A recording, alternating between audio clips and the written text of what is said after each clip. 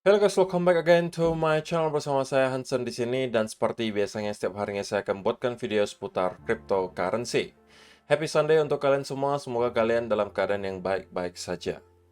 Video hari ini kita bakalan bahas salah satu hal yang membuat saya merasa hari ini akan menjadi hari yang sangat penting bagi Bitcoin secara price action dan ini akan bisa untuk menentukan apa yang kita lihat berikutnya di Bitcoin. Kalau misalnya kalian tertarik soal itu, stay tune terus sampai akhir video. Kita sekarang bakalan mulai dari CoinMarketCap terlebih dahulu. Per hari ini secara global market cap kripto berada di angka 1,19 triliun dolar atau turun sekitar 0,2%. Nah, di top 10 coin sendiri sebenarnya juga rata-rata dalam keadaan merah, penurunannya ranging antara 0, sekian persen hingga kurang lebih 3%. So, secara overall sebenarnya kita melihat 24 jam terakhir volume di market tidak terlalu kencang. Walaupun ada penurunan, tapi penurunannya hanya 0, sekian persen. Rata-rata paling tinggi cuman kurang lebih 3%. So, yang pertama kita bakalan cek dulu teman-teman, apa yang perlu kita waspadai sampai 7 hari ke depan dari segi data dan event ekonomi.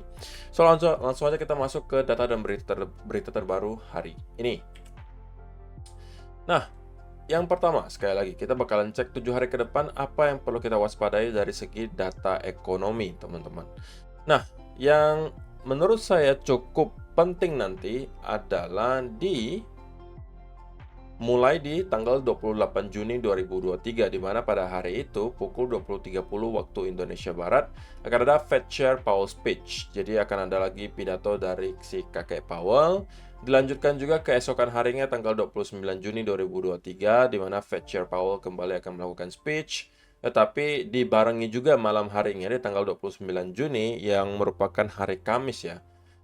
Itu juga akan ada data GDP dari Amerika Serikat ditambah dengan adanya Continuing Jobless Claim, Core PCE Price Index, dan juga Initial Jobless Claim. Tidak sampai di situ teman-teman, tanggal 30 Juni kita juga akan mendapatkan data yang cukup penting, yaitu adalah Core PCE Price Index. Nah, menurut saya highlight utamanya ada di sini ya, Core PCE Price Index atau merupakan tingkat inflasi jika kita mengeluarkan makanan dan energi. Kenapa ini akan menjadi sangat penting? Karena teman-teman, menurut The Fed, data yang sekarang mereka paling fokuskan adalah Core PCE Price Index yang sampai sekarang itu sepertinya mengalami kesulitan untuk mendapatkan penurunan yang signifikan. Jika kalian perhatikan, bahkan dari November tahun 2022 kemarin sampai sekarang, itu tidak ada penurunan yang terlalu berarti. Kita stay di angka 4,8 sampai 4,6, hanya bolak-balik di sekitaran area tersebut. Berbeda dengan CPI yang kita lihat dari bulan ke bulan itu terus mengalami penurunan, sedangkan Core PCE Price Index itu terus-menerus stay di angka yang sama. Inilah yang sebenarnya membuat banyak sekali orang beranggapan atau bahkan para tim di The Fed pun masih merasa harus ada lagi satu atau dua kenaikan lagi suku bunga di Amerika Serikat. Karena Core PCE Price Index-nya yang nggak mau menurun gitu loh. Dan jika kita melihat ada penurunan di data ini, Core PCE Price Index mengalami penurunan, alias tidak sesuai dengan ekspektasi di sini, di mana forecast-nya atau prediksinya adalah masih tetap sama di 4,7%.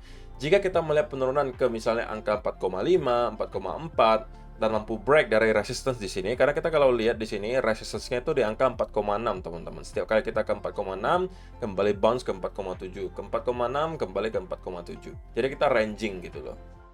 Tapi mudah-mudahan pada akhirnya kita bisa melihat penurunan. Ya, walaupun untuk sementara forecast-nya sih masih tetap sama, tapi kalau misalnya ternyata berbeda dan ternyata menurun, apalagi kalau misalnya drastis 4,5, 4,4 atau 4,3, sekali lagi itu harusnya bisa membawa sentimen positif ke market, tidak hanya di cryptocurrency tapi juga di stock market Amerika Serikat.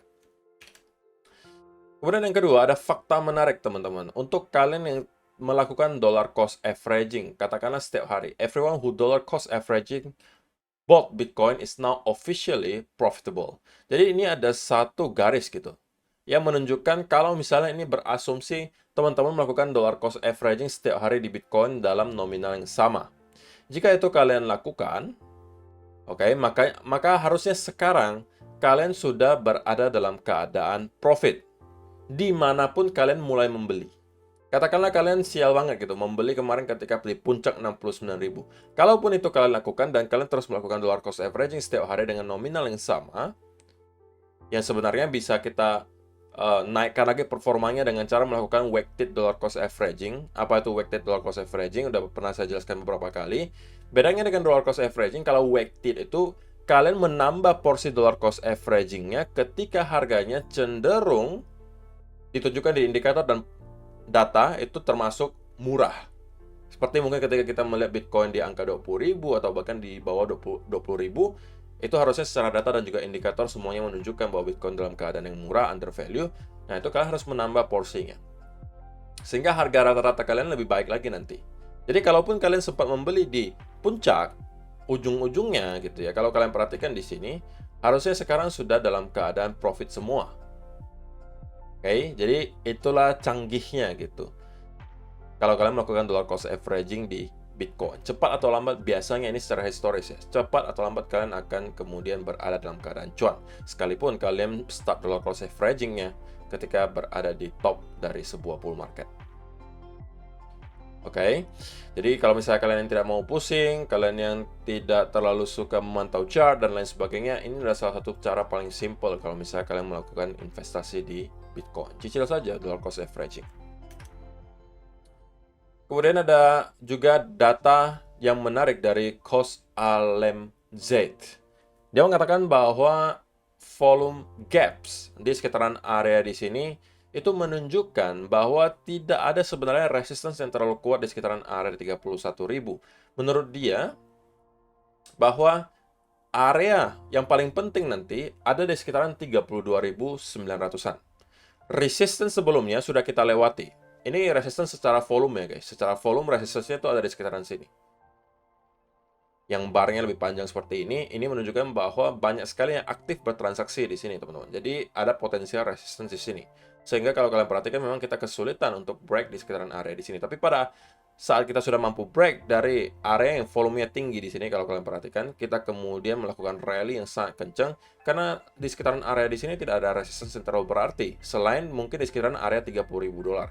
Itu pun sekarang sudah kita lewati sebenarnya dan kita sudah berada sedikit di atas 30.000 dolar dan menurut si cost di sini ya kita sebenarnya tidak menghadapi lagi resistance yang terlalu berarti selain nanti ada di sekitaran 32.900. Dan ini menurut opini dia ya, kalau sampai kita mampu break di atas 32.970-an, harusnya kita akan mendapatkan sebuah rally yang sangat kencang juga, bahkan bisa secepatnya langsung nyampe ke sekitaran area 40-an ribu dolar.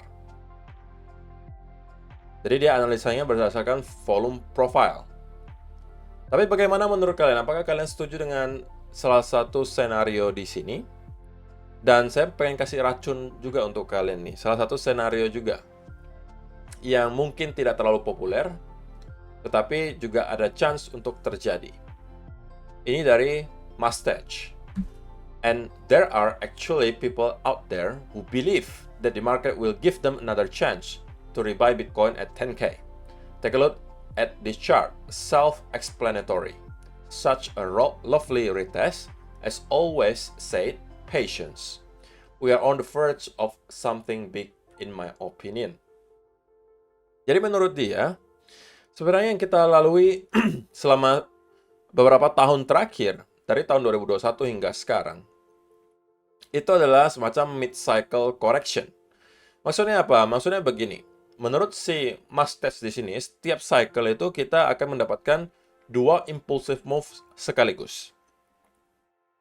Impulsive move itu maksudnya apa? Impulsive move itu maksudnya adalah sebuah pergerakan dengan dorongan yang sangat kuat. Oke? Nah, dia ambil contoh dan perbandingan dari tahun 2015 sampai dengan tahun 2018. Menurut dia, pada saat itu kita sebenarnya hanya membuat satu cycle, tetapi memang di pertengahan jalan ada mid-cycle correction atau koreksi di pertengahan cycle. Jadi diawali dengan yang namanya double bottom, kemudian impulsive wave pertama di sini, kemudian di pertengahan jalan, kurang lebih di pertengahan menjelang akhir tahun 2016 kita mendapatkan mid-cycle correction. Dan kemudian kita mendapatkan impulsive wave kedua sampai pada akhirnya kita ketemu dengan top bull market di tahun 2018 dan kemudian kita masuk ke bear market. Dan katanya ya kita kembali membentuk pattern yang sama sebenarnya, double bottom sekali lagi mirip dengan yang kita lihat di sini. Kemudian kita mendapatkan ada impulsive wave pertama. Dan menurut dia harusnya kita sekarang berada di fase yang dinamakan mid-cycle correction atau koreksi di pertengahan cycle. Nah, jika memang ini benar yang terjadi, maka harusnya kenaikan yang akan kita lihat berikutnya itu bakalan impulsif, teman-teman. Atau dorongannya bakalan sangat kuat. Bisa jadi mencerminkan sesuatu yang seperti ini. Ya, tentunya ini tidak garansi akan terjadi, tetapi kalau senario ini yang terjadi, maka ini tentunya yang merupakan paling ideal, yang tentunya paling juga diharapkan oleh orang-orang yang sekarang sudah punya exposure cukup besar di market, karena ini tentunya kita dapat mendapatkan gains yang luar biasa besar dalam waktu yang cukup singkat. Jika kalian perhatikan di sini, impulsive wave keduanya itu dari kurang lebih akhir tahun 2016 hingga akhir tahun 2017 menjelang 2018. Jadi kurang lebih setahun itu, kalau kalian lihat di weekly, itu hampir semuanya candle hijau gitu loh. Dan candle hijaunya juga tebel-tebel di sini. So, kalau itu yang terjadi, saya rasa ya kita juga bisa melihat Bitcoin tidak lama kemudian akan kembali ke all-time high, bahkan menembus ke all-time high yang baru. Jadi ada 3 senario nih, teman-teman. Senario pertama, kita memang sudah berada di awal bull market, tetapi kita masih akan building our way up. Jadi tidak impulsif pergerakannya, tapi secara terstruktur naiknya. Alias pelan-pelan, step by step. Skenario kedua, bisa juga kita sudah menyelesaikan relief rally di sini dan akan kemudian membuat lower low baru. Which is yang juga sebagian orang merasa masih bisa terjadi sekarang. Yang masih beranggapan bahwa Bitcoin akan ke 12.000, ke 10.000, atau ada yang bilang 8.000, bahkan 6.000. Senario ketiga, kita sekarang hanya berada di pertengahan cycle, dan kemudian kita akan mendapatkan pergerakan impulsif kedua ke atas. Yang mana yang menurut kalian mempunyai probabilitas tertinggi untuk terjadi? Silahkan kalian kasih komentar kalian di kolom komentar di bawah. Oke, so itu adalah beberapa data dan berita hari ini yang pengen saya sampaikan untuk kalian, teman-teman. Sekarang kita langsung aja masuk ke chartnya Bitcoin, dan saya pengen mulai dari weekly chart terlebih dahulu. Nah, sesuai dengan yang saya sebutkan di awal video, ada salah satu hal yang menurut saya akan sangat penting kita lihat hari ini, yaitu adalah kita pada akhirnya kembali melihat Bitcoin harusnya ya walaupun ini kita belum closing weekly candle, tetapi menurut saya chance-nya sudah 90% bahwa kita akan melihat closing weekly candle itu kembali di atas area 200 week moving average. Which is merupakan berita baik karena berarti kali ini 200 week moving average akan kembali bertindak sebagai area support. Dan juga yang satu hal yang menurut saya juga perlu kalian ketahui adalah jika kita closing minimal di sekitaran area 30.300-an, di atas 30.300-an alias minimal 30.400, maka sebenarnya kita melakukan closing candle paling tinggi, oke, semenjak bulan Mei 2022. Terakhir kali kita lihat closing candle di atas 30.300 itu candle yang ini. Sisanya itu tidak pernah di atas itu. So, kalau kita melihat nanti menjelang weekly candle closing, kita minimal closing di atas 30.300, bagi saya itu sudah juga menjadi sebuah berita yang positif. Semuanya masih menunjukkan hal yang sama, belum ada sama sekali bagi saya tanda yang menunjukkan bahwa bullish movement sudah selesai, bullish momentum sudah melemah, belum ada. So, saya masih akan stay bullish untuk midterm di Bitcoin sampai kita melihat ada tanda-tanda bahwa bullish momentum sudah berkurang dan kita kemungkinan akan kembali mendapatkan koreksi dalam. Nah, sesuatu yang perlu kita perhatikan juga yang mungkin sudah saya pernah mention juga di video kemarin, teman-teman, bahwa kenaikan yang kita lihat di sini sepertinya sekarang berada di channel. Jadi yang saya expect adalah, sekali lagi ini juga ada saya jelaskan di video kemarin, probabilitasnya yang paling besar menurut saya sekarang kita ada bermain di sebuah channel di sini. Nah, pada akhirnya kita akan start untuk breakout ke atas dan melanjutkan kenaikan. Nah, ini patternnya dari mana kok? Ada contoh lain nggak kok? Oke.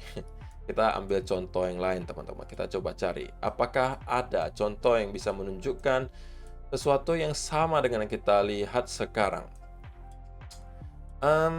Kenaikan.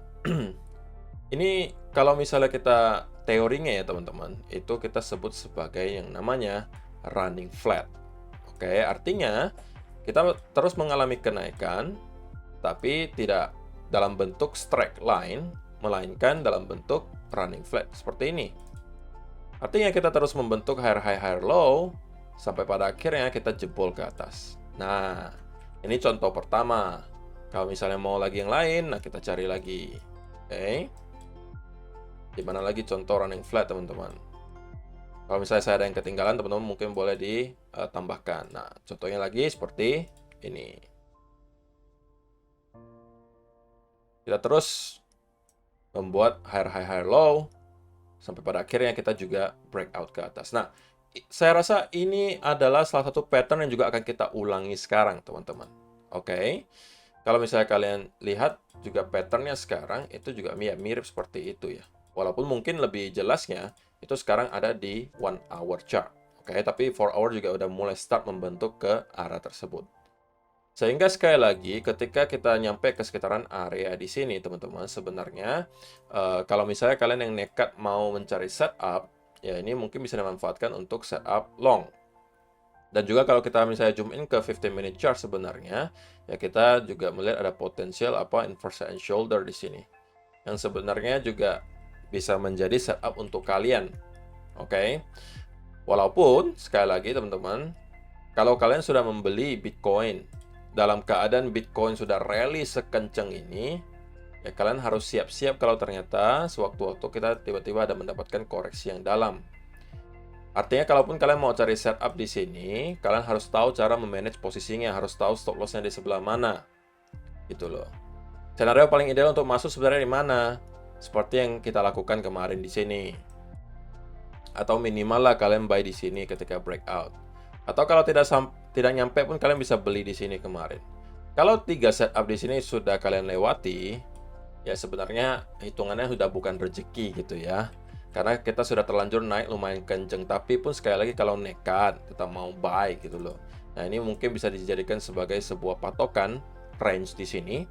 Dan setiap kali kita nyentuh ke sekitaran area di sini, mungkin teman-teman bisa mencari setup untuk long. Nah, kalau misalnya kita zoom in ke time frame yang kecil di 15-minute chart gitu ya, kita memang melihat bahwa tren ini di respect gitu loh. Berkali-kali loh, kita selalu kesulitan setiap kali kita mendapatkan retest ke sekitaran area di sini. Oke, dan untuk sementara, koreksi yang kita lihat di sini cenderung terlihat sangat korektif. So, saya masih beranggapan bahwa Bitcoin masih akan kembali minimal nge-retest ke area high terakhir di 31.300-an-nya di sini, atau bahkan kembali ke minimal upper trend line-nya di sini. Yang tentunya harapan kita kali ini kita sudah akan mampu breakout gitu. Kalaupun tidak dan kembali reverse ke bawah, ya tidak ada masalah. Selama kita mampu maintain di atas area trendline di sini, ya saya masih akan cenderung bullish dan beranggapan bahwa yang kita lihat sampai detik ini adalah potensially sebuah running flat. Nah, kemudian invalidasinya apa kok? Invalidasinya adalah sesimpel jika kita melihat 4 hour candle, teman-teman. 4 hour candle itu closing di bawah area trend di sini dan kemudian start untuk konsolidasi, maka scenario running flat di sini sudah terinvalidasi dan berarti market kasih kita clue bahwa rupanya mereka belum siap untuk melanjutkan kenaikan dari sini dan justru akan kembali koreksi dalam dulu. Oke, minimal kita kalau zoom out kita mungkin bisa targetkan minimal ke 28.900-an di sini. Atau paling buruknya nanti di sekitaran area 27.500-an sebagai area trendan besar di sini. Untuk sementara saya tidak mendukung skenario yang di sini, bukan tidak mendukung ya, tidak merasa bahwa probabilitas skenario ini terjadi ini cukup besar. Artinya skenario yang saya rasa probabilitasnya masih cukup tinggi terjadi itu hanya yang satu ini, di mana kita hanya bermain di running flat dan kemudian kita akan start untuk kembali breakout ke atas. Oke. Tetapi kita harus mengantisipasi apabila ternyata analisa kita itu salah. Dan kalau memang itu yang kita lihat, dan kalau misalnya ada semacam bearish continuation pattern yang kita lihat, teman-teman, Mungkin contohnya sekali lagi seperti ini. Oke, kita ada sell off disertai bearish continuation pattern, yaitu mungkin teman-teman bisa start untuk berpikiran mencari peluang untuk short, at least untuk short term. Tapi untuk mid term saya masih akan stay bullish untuk Bitcoin. Oke, kalau untuk short term juga sekarang masih tetap bullish selama kita maintain di area channel di sini. So, kalau misalnya kita berada di sekitaran area range di sini, maka lebih make sense bagi saya untuk mencari peluang untuk long. Kalau misalnya kalian mau ambil di 1 hour, ini mungkin sedikit lebih rapi setupnya. Kalian bisa lihat ini harusnya sudah akan tercipta semacam trend line di sini. Dan kalau breakout dan kemudian retest, ini mungkin bisa dimanfaatkan. Tapi perlu kalian ingat bahwa kita sekarang berada di weekend, apalagi di minggu, otomatis volume trading tidak akan terlalu besar dan juga ada resiko bahwa teman-teman bisa mendapatkan pergerakan yang termanipulasi. So, kalau misalnya kalian yang masuk, ya usahakan harus hati-hati dan saya sarankan sih tidak untuk scalping ya. Kalau misalnya weekend itu susah teman-teman. Day trading juga agak sulit. Tapi terserah kalian gitu. Kalau misalnya kalian memang nekat mau masuk, ini mungkin bisa jadi setup yang kalian manfaatkan. Intinya, saya masih akan tetap bullish dan merasa ini adalah senario di mana kita masih akan terus mengalami kenaikan, tapi dalam bentuk running flat. Oke, so itu aja untuk hari ini. Terima kasih untuk kalian yang sudah menonton sampai selesai. See you in the next video. Bye-bye.